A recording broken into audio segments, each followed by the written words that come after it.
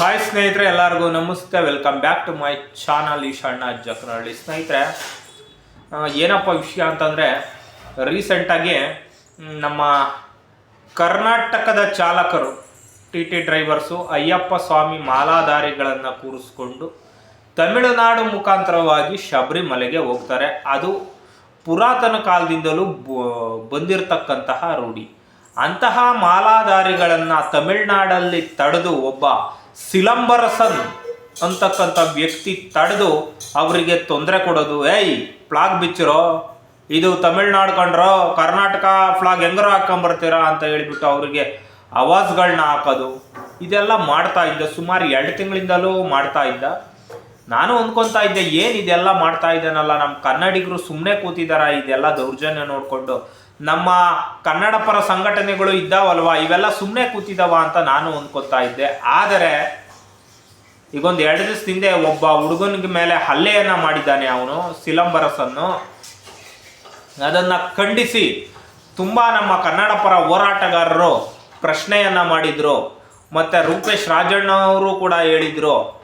ಏನಂತ ಹೇಳಿದರು ಅಂದರೆ, ನೀನು ಇದನ್ನು ಇಲ್ಲಿಗೆ ನಿಲ್ಲಿಸ್ಬಿಡು. ಒಂದು ವೇಳೆ ನಿಲ್ಲಿಸಿಲ್ಲ ಅಂದರೆ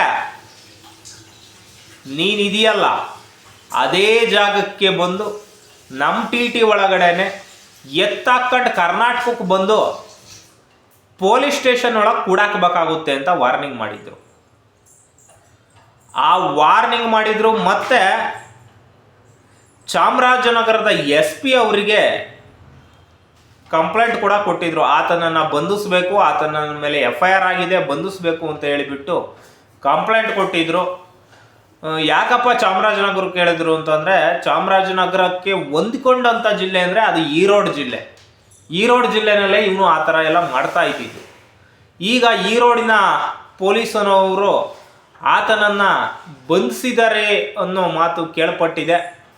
ಅದು ನಿಜಕ್ಕೂ ಆಗಬೇಕು. ಸ್ನೇಹಿತರೆ ನೋಡಿ, ಆತ ಬೇರೆ ಏನೇನೋ ಮಾಡ್ತಾ ಇದ್ದ, ಅವೆಲ್ಲ ನಮಗೇನೇನು ತೊಂದರೆ ಇಲ್ಲ. ಹಿಂದಿ ಬೋರ್ಡ್ಗಳನ್ನ ಕಿತ್ತಾಕ್ತಾ ಇದ್ದ, ಇನ್ನೇನೋ ಮಾಡ್ತಾ ಇದ್ದ, ಅವೆಲ್ಲ ನಮಗೇನು ತೊಂದರೆ ಏನಾಗಿಲ್ಲ. ಆದರೆ ಕನ್ನಡದ ಬಾವುಟ ಕೊಂಡ್ರೆ ಅದು ಎಲ್ಲೆಲ್ಲದು ಉರಿ ಹತ್ಕೊಂಡ್ಬಿಡುತ್ತೋ ಅವನಿಗೆ. ಅದಕ್ಕೆ ರೊಚ್ಚಿಗೆದ್ದಂತಹ ನಮ್ಮ ಕನ್ನಡದ ಚಾಲಕರು ಪ್ರತಿಯೊಂದು ಗಾಡಿನಲ್ಲೂ ಕೂಡ ಕನ್ನಡ ಬಾವುಟವನ್ನು ಕಟ್ಕೊಂಡು ಹೋಗ್ತಾ ಇದ್ದಾರೆ.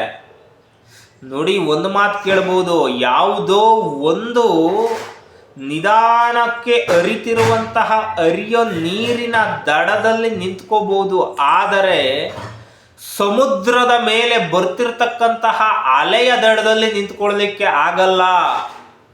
ನಮ್ಮ ಕರ್ನಾಟಕದ ಜನ, ಕನ್ನಡ ಜನ ಕೂಡ ಅದೇ ರೀತಿ ಫ್ಲಾಗ್ ಕಟ್ಕೊಂಡು ಒಬ್ರು ಇಬ್ರು ಬರ್ತಾ ಇಲ್ಲ, ಸಾಗರೋಪಾದಿಯಲ್ಲಿ ಬರ್ತಾ ಇದ್ದಾರೆ. ಆ ಸಾಗರದ ಮುಂದೆ ನಿಂತ್ಕೊಳ್ತಕ್ಕಂತಹ ದಮ್ಮು ನಿನಗಿದೆಯೇನಪ್ಪ ಮಿಸ್ಟರ್ ಸಿಲಂಬರಸನ್?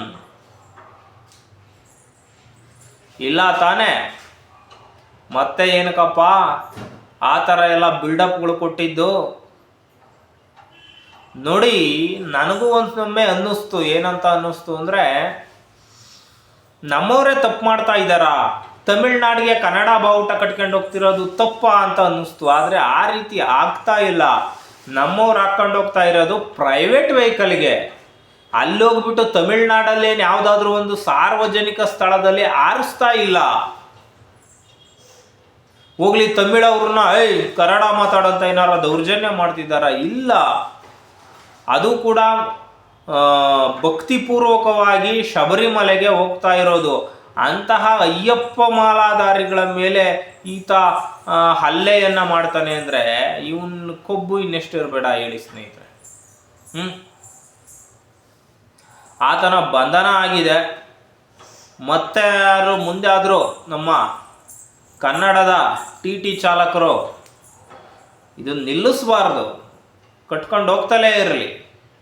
ಮತ್ತು ತಮಿಳ್ನಾಡಿನ ಬಾವುಟಗಳನ್ನು ಕೂಡ ನಮ್ಮವರು ತೆಗೆಸಿದಂತಹ ಉದಾಹರಣೆಗಳಿದ್ದಾವೆ. ಆದರೆ ತಮಿಳ್ನಾಡಿನ ಬಾವುಟ ಅಲ್ಲ ಅಂಥದ್ದು, ಅದು ಯಾವುದೋ DMKದೋ ಯಾವುದೋ ಒಂದು ಬಾವುಟ. ಮತ್ತು ಈ ವ್ಯಕ್ತಿ ತಮಿಳು ಪರ ಹೋರಾಟಗಾರ ಆಗಿದ್ರೆ ಹಾಕೋ, ಯಾರು ಬೇಡ ಅನ್ನಲ್ಲ. ಆದರೆ ಇವನು ಯಾವುದೋ ಒಂದು ರಾಜಕೀಯ ಪಕ್ಷದ ನಾಯಿ. ಅವನು ಒಂದು ರಾಜಕೀಯ ಪಕ್ಷ ಆತನಿಗೆ ಕುಮ್ಮಕ್ಕು ಕೊಟ್ಟು ಮಾಡ್ತಾ ಇದೆ ಅಂತ ನನಗನ್ನಿಸ್ತದೆ. ಯಾವುದೋ ಒಂದು ಪಕ್ಷದ ಬಾವುಟ ಇಟ್ಕೊಂಡು ಬರ್ತಿದ್ದಾನೆ ಅವನು ಮಾತಾಡಬೇಕಾದ್ರೆ. ತಮಿಳು ಪರ ಹೋರಾಟ ಮಾಡೋದಾದ್ರೆ ಮಾಡ್ಕೊಳ್ಳಿ, ನಮಗೇನಾದ್ರೂ ಅಬ್ಜೆಕ್ಷನ್ ಏನಿಲ್ಲ. ನಿಮ್ಮ ತಮಿಳು ನಿಮ್ಮ ಉಳಿಸ್ಕೊಳ್ಳೋದಾದ್ರೆ ನೀವು ಮಾಡ್ಕೊಳ್ಳಿ. ಆದರೆ ಕನ್ನಡಿಗರ ತಂಟೆಗೆ ಬರಬಾರ್ದು. ಕನ್ನಡಿಗರು ಯಾವತ್ತೂ ಕೂಡ ಕಾಲು ಕೆರ್ಕೊಂಡು ಜಗಳಕ್ಕೆ ಹೋಗೋರಲ್ಲ. ಯಾವತ್ತೂ ಕಾಲು ಕೆರ್ಕೊಂಡು ಜಗಳಕ್ಕೆ ಹೋಗೋರಲ್ಲ. ಈ ರೀತಿ ಸಹಿಸ್ಕೊಂಡು ಹೋಗುವಂಥ ಗುಣಗವನು ನಮ್ಮಲ್ಲಿದೆ. 2-3 ತಿಂಗಳಿಂದ ಸಹಿಸಿದ್ದು ಸಾಕು, ಇನ್ನು ಮೇಲೆ ಸಹಿಸೋ ಮಾತೇ ಇಲ್ಲ ಅಂತ ಹೇಳ್ತಾ ಈ ಒಂದು ವಿಡಿಯೋವನ್ನು ಇಲ್ಲಿಗೆ ಮುಗಿಸ್ತಾ ಇದ್ದೀನಿ. ಸ್ನೇಹಿತರ, ನಿಮಗೇನು ಅನಿಸುತ್ತೆ ಇದ್ರ ಬಗ್ಗೆ ದಯಮಾಡಿ ಕಾಮೆಂಟ್ ಮಾಡಿ. ಆಮೇಲೆ ಇನ್ನೊಂದು ಹೇಳ್ತಾರೆ, ಏಯ್ ನಿನಗೆ ನಾನು ಬೆಂಗಳೂರಲ್ಲಿ ತಮಿಳವರಿಂದಲೇ ಹೊಡೆಸ್ಬಿಡ್ತೀನಿ. ಏನಪ್ಪ, ಬೆಂಗಳೂರಲ್ಲಿ ಇರ್ತಕ್ಕಂಥವ್ರು ತಮಿಳವರು ಕೂಡ ಕನ್ನಡಿಗರ ಜೊತೆ ತುಂಬ ಚೆನ್ನಾಗಿ ಅನ್ಯೋನ್ಯವಾಗಿದ್ದಾರೆ. ಇಲ್ಲಿ ನೀನು ಅವರ ನಮ್ಮಗಳ ನಡುವೆ ವಿಷ ಬೀಜ ಬಿತ್ತೋ ಕೆಲಸ ಮಾಡಬೇಡಿ. ಬೆಂಗಳೂರಲ್ಲಿರ್ತಕ್ಕಂಥ ತಮಿಳವರು ಕನ್ನಡಿಗರ ಜೊತೆ ಕನ್ನಡನೇ ಮಾತಾಡಿಕೊಂಡು ಚೆನ್ನಾಗೇ ಇದ್ದಾರೆ. ಈ ಭಾಷೆಗೆ ಗೌರವವನ್ನು ಕೊಟ್ಕೊಂಡು, ಬೆಂಗಳೂರಿಗೆ ಗೌರವವನ್ನು ಕೊಟ್ಕೊಂಡು ಚೆನ್ನಾಗೇ ಇದ್ದಾರೆ. ಯಾಕೆ ನೀನು ನಮ್ಮಿಬ್ಬರ ನಡುವೆ ವಿಷ ಬೀಜವನ್ನು ಬಿತ್ತಲಿಕ್ಕೆ ಪ್ರಯತ್ನ ಪಡ್ತೀಯಾ?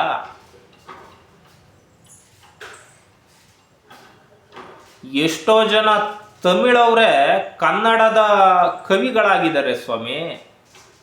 ಅವರ ಮಾತೃಭಾಷೆ ತಮಿಳಾಗಿದ್ದರೂ ಕನ್ನಡದ ಕವಿಗಳಾಗಿದ್ದಾರೆ.